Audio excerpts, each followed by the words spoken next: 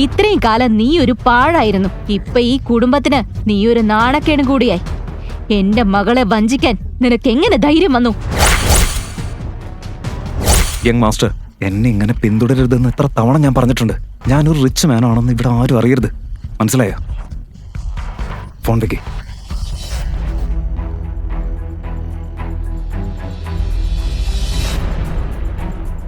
കണ്ണ് കാണില്ലേ നിനക്ക്? Sir, sorry sir. എവിടെ നിന്നാണാവോ ഇതൊക്കെ കുറ്റം പറിച്ചു വരുന്നത്? ആരാ ഇത്? സർ, ഞാൻ പല്ലവിയുടെ. സർ, നിങ്ങള് ദേവ് മേനോൻ അവന്റെ മുഷിഞ്ഞ വസ്ത്രവും എല്ലാം കണ്ട് അവൻ ഏതോ ജോലിക്കാരനോ ഓഫീസ് ബോയോ ആണെന്നാണ് വിചാരിച്ചത്. പല്ലവി, എനിക്ക് മനസ്സിലായി. സാരമില്ല, ഇത് വിട്ടേക്ക്. എനിക്ക് എന്ത് സംഭവിച്ചാലും സംഭവിക്കട്ടെ. മിണ്ടരുത് നീ. എന്റെ ലൈഫിൽ നിന്നൊന്ന് പോയി തരുവോ? എന്റെ ലൈഫ് തന്നെ നീ നരകമാക്കി. നീ എന്റെ ഭർത്താവല്ല, എന്റെ പാപങ്ങൾക്കുള്ള ശിക്ഷയാ നീ. അച്ഛൻ എന്നെ നിർബന്ധിച്ച് നിന്നെ വിവാഹം കഴിപ്പിച്ചതാ. എനിക്ക് നാണക്കേടല്ലാതെ വേറെ ഒന്നും നിനക്ക് തരാൻ കഴിയില്ല. എന്താ ഈ കിടക്കുന്നല്ല? ക്ലീൻ ചെയ്തല്ല?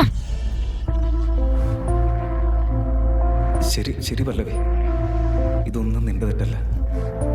എന്റെ സമയത്തിന്റെ പ്രശ്നം. ഒരു നാൾ നീ എന്നെ മനസ്സിലാക്കുമെന്ന് എനിക്ക് ഉറപ്പുണ്ട്.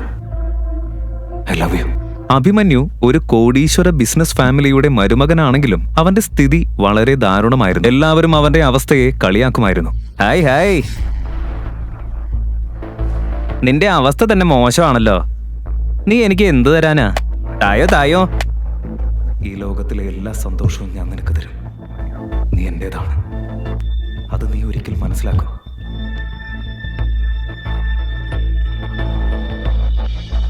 Happy birthday Abhimanyu.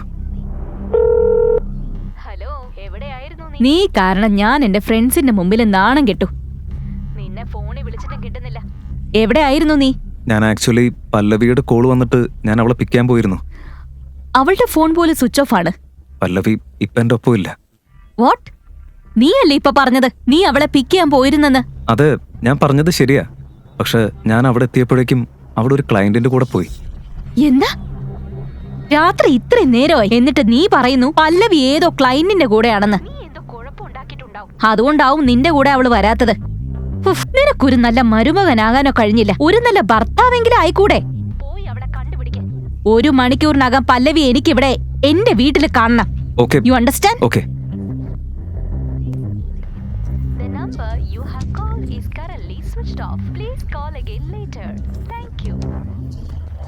അഭിമന്യുവിനെ കുറിച്ച് ദേവ്മേനോന് ഒന്നും അറിയില്ലായിരുന്നു. പക്ഷേ ദേവ്മേനോനെ കുറിച്ച് പല്ലവി ഇടയ്ക്കിടെ സംസാരിക്കുന്നത് അവൻ കേട്ടിട്ടുണ്ട്. ദേവ്മേനോൻ അവരുടെ ഒരുപാട് കാലമായിട്ടുള്ള അവരുടെ ക്ലയന്റ് ആണെന്നും അയാൾക്ക് ഒരു നൈറ്റ് ക്ലബ് ഉണ്ടെന്നും ഒക്കെ. എന്താ നീ ചെയ്യുന്നത്? വിടന്നെ, വിട്.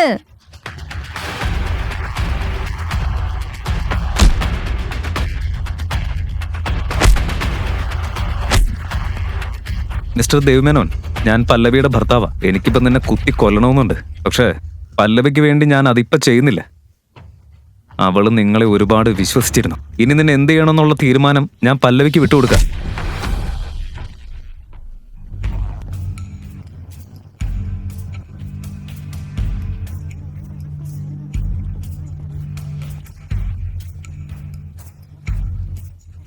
ഞാൻ എങ്ങനെ ഇവിടെ എത്തി?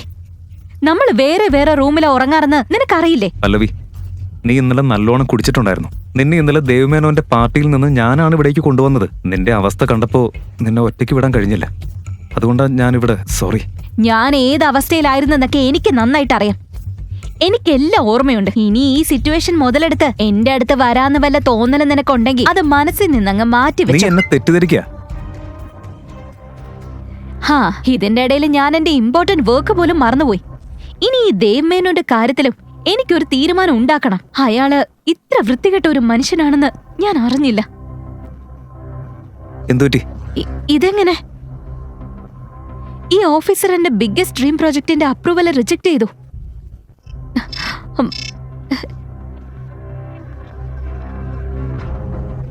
ഹലോ പല്ലവി, നമ്മുടെ കമ്പനിയുടെ ഏറ്റവും ഇമ്പോർട്ടന്റ് ആയ പ്രൊജക്ട് ഞാൻ നിന്നിൽ നിന്നും തിരിച്ചു വാങ്ങുക.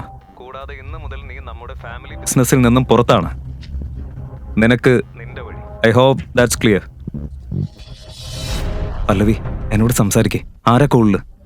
പല്ലവി, വാട്ട്സ് ഹാപ്പനിങ്? മുത്തശ്ശൻ എന്നെ എന്റെ ഡ്രീം പ്രോജക്റ്റിൽ നിന്ന് ഒഴിവാക്കി. അത് മാത്രമല്ല, എന്നെ ഫാമിലി ബിസിനസ്സിൽ നിന്നും പുറത്താക്കുകയും ചെയ്തു. പക്ഷെ അതെങ്ങനെ ശരിയാവും? ഒരു പ്രൊജക്ടിന്റെ പേരിൽ ഒരാളെ കമ്പനിയിൽ നിന്ന് എങ്ങനെ പുറത്താക്കാനാവോ? മാത്രമല്ല, അപ്രൂവൽ കിട്ടാത്തത് നിന്റെ മാത്രം തെറ്റാവുന്ന എങ്ങനെയാ? നീ എൻ്റെ കൂടെ വാ, നമുക്ക് മുത്തശ്ശനൊന്ന് കണ്ട് സംസാരിക്കാം പ്ലീസ്.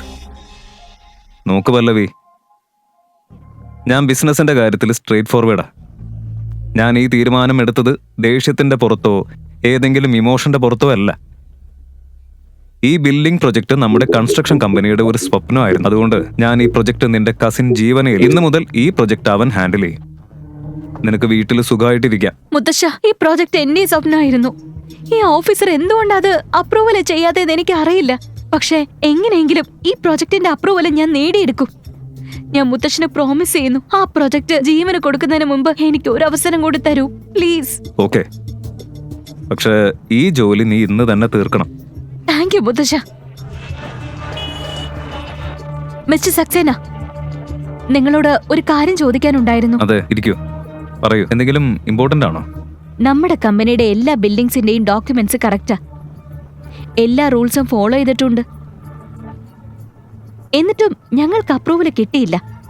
അതിന്റെ കാരണം എന്താന്ന് ഒന്ന് പറയാമോ? അത് ഞാൻ പറഞ്ഞിട്ടാണ് അങ്ങനെ ചെയ്തത്. കമ്പനി നീ? അതെ, ഞാൻ തന്നെ. ഞാൻ ഇവിടെയാണ് വർക്ക് ചെയ്യുന്നത്.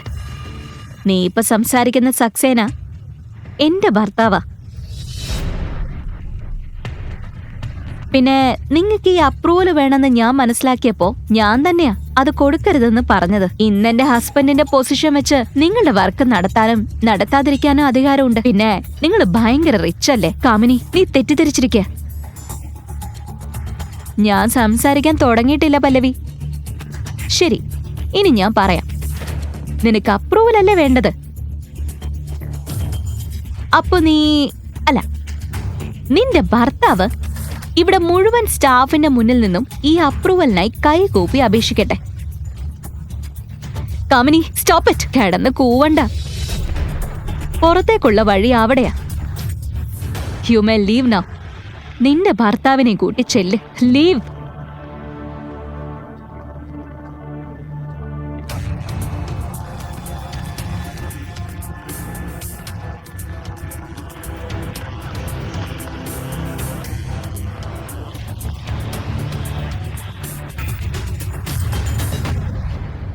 അവൻ നിന്നെ ഇത്രയും സ്നേഹിക്കുന്നുണ്ട്. നിനക്കായി എന്തും ചെയ്യും. ഇങ്ങനെ ഒരെണ്ണത്തിന് എവിടുന്ന് കിട്ടും നിനക്ക്? അതൊക്കെ പോട്ടെ, കൺഗ്രാജുലേഷൻസ്. ഇതാ നിന്റെ അപ്രൂവല്. ഇതെങ്ങനെ സാധിക്കും? ഞാൻ നിങ്ങളുടെ ഭർത്താവിന് പണം കൊടുത്തതാ. അത് നിനക്ക് തിരികെ കിട്ടും. എനിക്ക് എന്റെ പ്രതികാരമാണ് വലുത്.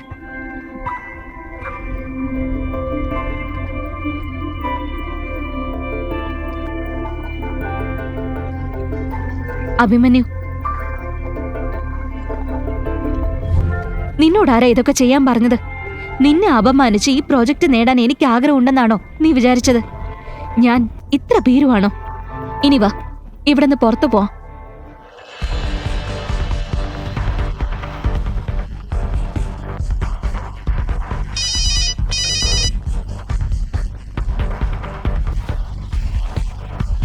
എന്തിനാ നീ എന്നെ ഇങ്ങനെ വിളിച്ചുകൊണ്ടിരിക്കുന്നത്? നിങ്ങളുടെ തീരുമാനത്തെക്കുറിച്ച് നിങ്ങൾ ആലോചിച്ചോ? യങ് മാസ്റ്റർ, എന്നെ ഇങ്ങനെ പിന്തുടരരുതെന്ന് എത്ര തവണ ഞാൻ പറഞ്ഞിട്ടുണ്ട്. ഞാനൊരു റിച്ച് മാനാണെന്ന് ഇവിടെ ആരും അറിയരുത്, മനസ്സിലായോ? ഫോൺ വെക്കേ.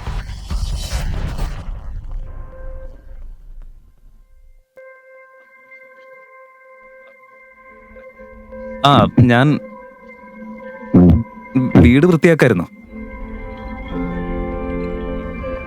ഓരോ തവണയും സോറി പറയേണ്ട ആവശ്യമില്ല.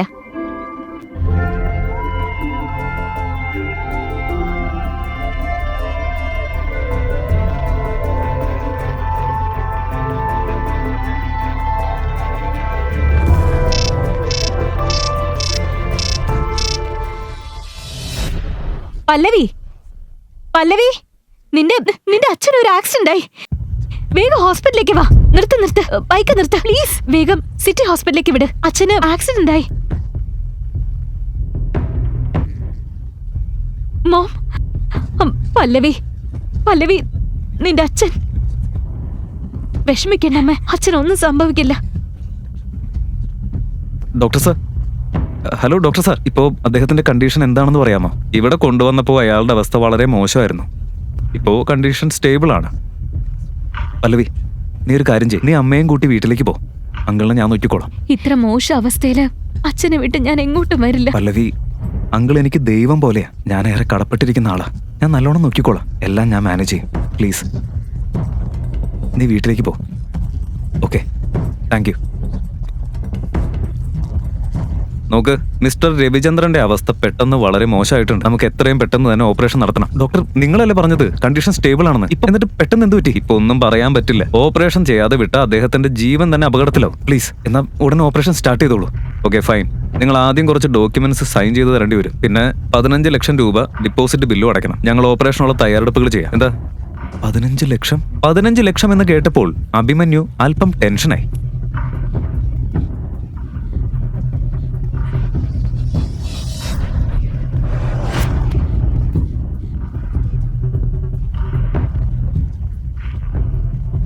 നീ ഇവിടെ എന്ത് ചെയ്യാ? ഈ ഓപ്പറേഷന്റെ കാശ് നിസ്സാരമായി പല്ലവിക്ക് അറേഞ്ച് ചെയ്യാൻ പറ്റും. പക്ഷെ ഇതൊക്കെ സ്വാഭാവികമായി സംഭവിച്ചതാണെന്ന് കരുതുന്നുണ്ടോ? യങ് മാസ്റ്റർ, ഈ ആക്സിഡന്റ് നടന്നത് താങ്കളുടെ മുത്തച്ഛന്റെ ഓർഡർ പ്രകാരമാണ്. എന്ത് ധൈര്യത്തിലാണ് നീ ഇത് ചെയ്തത്? സോമനാഥ പിള്ളയുടെ ധൈര്യവും പവറും എന്താണെന്ന് കരുതിയത്? അദ്ദേഹം ഒരു ചെറുവിരൽ അനക്കിയ ഇന്ത്യയുടെ ഷെയർ മാർക്കറ്റ് മുഴുവൻ താഴേക്ക് പോകും. അപ്പോ ഈ ആക്സിഡന്റ് ഒക്കെ വെറും നിസ്സാരം. നീ ചെയ്തത് തെറ്റാ. ഇതിന്റെ ഫലം നീ അനുഭവിച്ചേ മതിയാകൂ. ഇതിന്റെ ഫലം വെറും 15 ലക്ഷം രൂപയല്ലേ? അതടയ്ക്കാൻ ഞാൻ തയ്യാറാ. പക്ഷെ താങ്കൾ പിള്ളை ഗ്രൂപ്പിലേക്ക് മടങ്ങി വരണം. ആ 15 ലക്ഷം നിങ്ങൾ തന്നെയാ കൊടുക്കേണ്ടത്. അതിനുശേഷം എന്ത് ചെയ്യണമെന്ന് ഞാൻ തീരുമാനിക്കും. ഇനി ഞാൻ നിങ്ങളെ ഒരിക്കലും വിശ്വസിക്കില്ല. ഞാൻ കാശ് തന്നില്ലെങ്കിലും നീ നിന്റെ ഉത്തരവാദിത്വത്തിൽ നിന്ന് രക്ഷപ്പെടില്ല യങ് മാസ്റ്റർ. നിന്റെ ഭാര്യയല്ലേ പല്ലവി? ഒന്ന് ആലോചിച്ച് നോക്ക്. അവളുടെ പപ്പയുടെ ആക്സിഡന്റിന്റെ കാരണം നമ്മുടെ എഗ്രിമെന്റ് നീ അംഗീകരിക്കാത്തതാണെന്ന് അവൾ മനസ്സിലാക്കിയ പിന്നെ എന്തായിരിക്കും സംഭവിക്കുക? നിന്റെ സ്വന്തം പിള്ളை ഫാമിലിയാണ് ഈ അപകടത്തിന് പിന്നിലെന്ന് അവൾ അറിഞ്ഞ നിങ്ങളുടെ പച്ചു പിടിച്ചു വരുന്ന ബന്ധം അവസാനിക്കാൻ അത് മാത്രം മതി. പിന്നെ അവൾ നിങ്ങളോട് ക്ഷമിക്കുമോ? ആ പിന്നെ നിനക്ക് നിന്റെ മുത്തച്ഛനെ നന്നായിട്ട് അറിയാലോ. അദ്ദേഹം ഇത് ഇവിടം കൊണ്ടൊന്നും അവസാനിപ്പിക്കില്ല. പിന്നെ പല്ലവിയുടെ കാര്യം എന്താവുമെന്ന് ശ്രദ്ധിച്ചു കേൾക്ക്. പല്ലവിയുടെ കുടുംബത്തിന് ദോഷമാകുന്ന ഒന്നും നിങ്ങൾ ചെയ്യരുത്.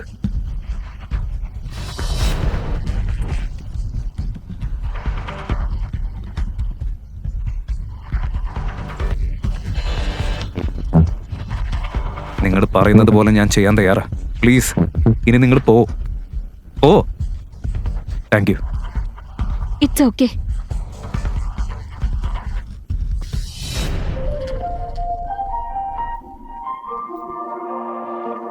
യെസ് ഡോക്ടർ, ഇപ്പോ ഡേഞ്ചറിൽ നിന്ന് ആള് പുറത്തു വന്നു. Thank you, thank God, thank you so much. Thank you. ഒരു സെക്കൻഡ്, ഞാൻ ഈ കോൾ എടുക്കട്ടെ. ഹലോ, യെസ് ദിവ്യ, പറയൂ. Yes Jiju please save me. വിട് ജീജു പ്ലീസ്, എന്നെ രക്ഷിക്ക്. ഇല്ലെങ്കിൽ എന്തെങ്കിലും സംഭവിക്കും. വിട് പ്ലീസ് ജീജു. പല്ലവി, എനിക്കൊരു അർജന്റ് വർക്ക് വന്നിട്ടുണ്ട്. അത് തീർത്തിട്ട് ഞാൻ തിരിച്ചു വരാം. Please give me some time. Thank U.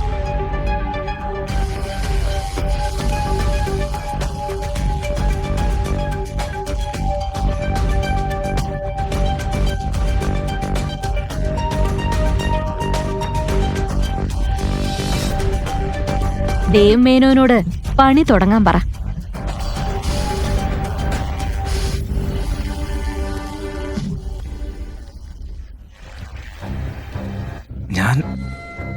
ഞാനിവിടെ എന്താ ചെയ്യുന്നത്? പല്ലവിയുടെ അച്ഛൻ ഹോസ്പിറ്റലിലല്ലേ? എന്റെ ഫോൺ ദിവ്യയെ വിളിക്കണം. ദിവ്യ, ഫോൺ എടുക്ക്. ഹലോ ദിവ്യ, നീ എവിടെ? ഇന്നലെ രാത്രി ഞാൻ മേനോന്റെ പാർട്ടിയിലെത്തിയപ്പോ നീ അവിടെ ഉണ്ടായിരുന്നില്ല. അതിനുശേഷം ആരോ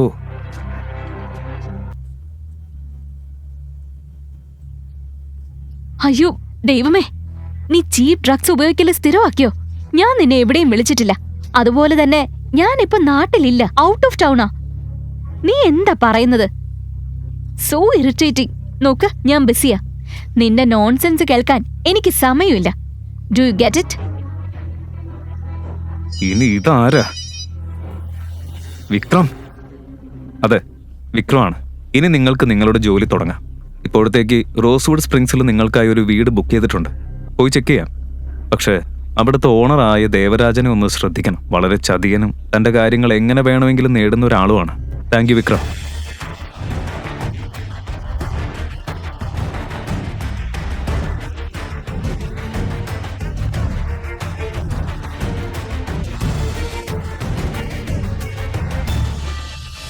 ഹൗസ് റോസ്വുഡില് അവിടെ 50 കോടിക്ക് താഴെ ഒരു ഫ്ലാറ്റ് പോലും കിട്ടില്ലല്ലോ.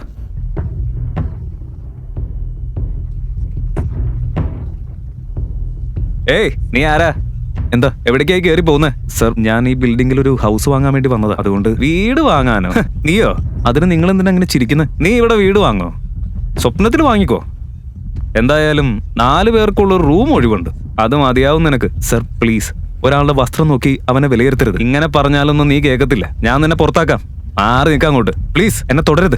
മാറി നിൽക്ക. ഇങ്ങനെ ചെയ്യരുത്. ഇത് ശരിയല്ല. എന്തിനാ എന്നെ തൊടുന്നത്? നിങ്ങളുടെ ട്രെയിനിങ് ശരിയായി നടന്നില്ലെന്ന് തോന്നുന്നു. അല്ലെങ്കിൽ ആളുകളോട് എങ്ങനെ സംസാരിക്കണമെന്ന് മറന്നുപോയോ? നിങ്ങളുടെ മുന്നിൽ ആരാ നിൽക്കുന്നതെന്ന് അറിയോ? എന്നെ കുറിച്ച് പറയേണ്ട ആവശ്യമില്ല. പക്ഷെ ഇത് തീർച്ചയായും ശരിയല്ല. കേൾക്ക്, അവരുടെ മുന്നിൽ എങ്ങനെ പെരുമാറണമെന്ന് അറിയണം. ശരിയാണ് sir. Sorry sir. Idiot. This way sir, please. ഞാൻ സോറി പറയുന്നു. ഇനി ഇത് ആവർത്തിക്കരുത്. വെൽ, മിസ്റ്റർ ദേവരാജൻ, ഈ വണ്ടർഫുൾ മീലിന് thank you so much. Pleasure is mine sir. എനിക്ക് വളരെ ഇഷ്ടപ്പെട്ടു. ഓക്കെ, ഇനി വർക്കിലേക്ക് വരാം. തീർച്ചയായും റോസ്വുഡ് സ്പ്രിങ്സ് വളരെ പോപ്പുലറാണ്. നിങ്ങൾ നാഷൻ വൈഡ് എക്സ്പാൻഡ് ചെയ്താൽ വലിയ പൊട്ടൻഷ്യൽ ഉണ്ടെന്ന് ഞാൻ വിശ്വസിക്കുന്നുണ്ട്. അതിൽ ഇൻവെസ്റ്റ് ചെയ്യാൻ എനിക്ക് ആഗ്രഹമുണ്ട്. അത് എന്റെ ഭാഗ്യമായിരിക്കും sir. Best wishes. Thank you so much. See you. Lunch ഇഷ്ടമായോ സർ? അതൊരു ഫാന്റാസ്റ്റിക് ഓസം ഫീസ്റ്റ് ആയിരുന്നു സർ. ഇതൊരു ചെറിയ ഗിഫ്റ്റാ. അതിൻ്റെ ഒന്നും ആവശ്യമില്ല. സത്യം പറഞ്ഞാൽ ഇത്രയെങ്കിലും ഞാൻ ചെയ്യണം. നിങ്ങൾ ഇങ്ങനെ പോകുന്നത് എനിക്കിഷ്ടമല്ല. Thank you. ഓക്കെ.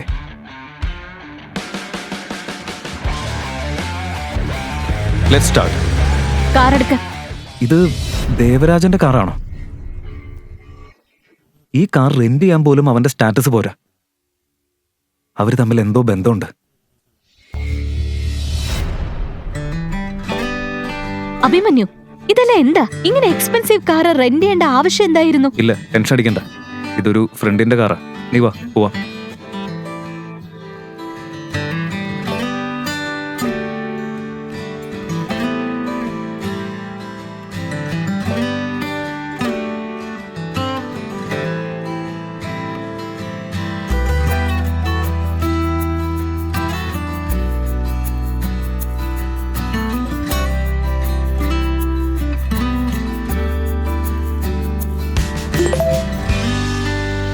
നിന്റെ ഈ എല്ലാ ഫോട്ടോസും ഇപ്പൊ പല്ലവിയുടെ അടുത്തെത്തും. ഞങ്ങൾ എല്ലാവരും ഇവിടെ നിങ്ങളെ വീട്ടിൽ കാത്തിരിക്കുക. പിന്നെ ഡിവോഴ്സ് പേപ്പേഴ്സും റെഡിയാ. വേഗം വീട്ടിലേക്ക് വാ. Come fast.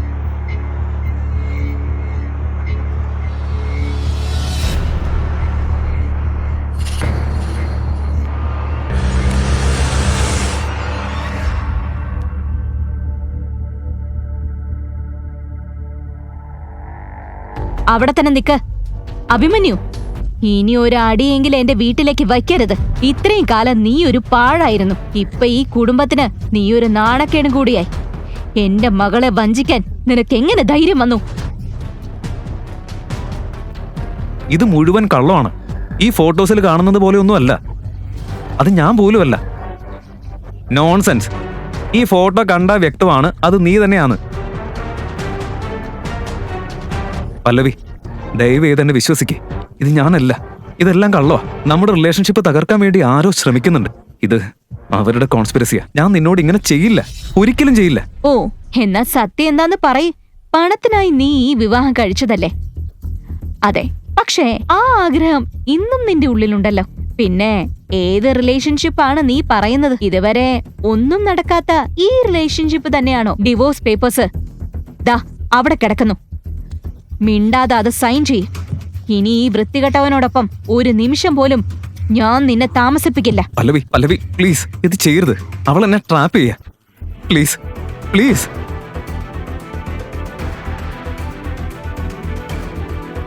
പല്ലവി അഭിമന്യുവിനെ ഡിവോഴ്സ് ചെയ്യുമോ? അല്ലെങ്കിൽ കഥയിൽ ഒരു പുതിയ ട്വിസ്റ്റ് ഉണ്ടാകുമോ? സത്യം പറഞ്ഞ് അഭിമന്യുവിന് ഈ ഡിവോഴ്സ് നിർത്താനാകുമോ? എന്തുകൊണ്ടായിരിക്കും പല്ലവിയുടെ അച്ഛൻ അഭിമന്യുവിനെ തന്നെ വിവാഹത്തിനായി തിരഞ്ഞെടുത്തത്? നിരവധി രഹസ്യങ്ങൾ പുറത്തു വരാനിരിക്കുകയാണ്. ഇതറിയാൻ പോക്കറ്റ് FM ഡൗൺലോഡ് ചെയ്ത് കേൾക്കൂ. The boss. Download pocket FM app. Link in description.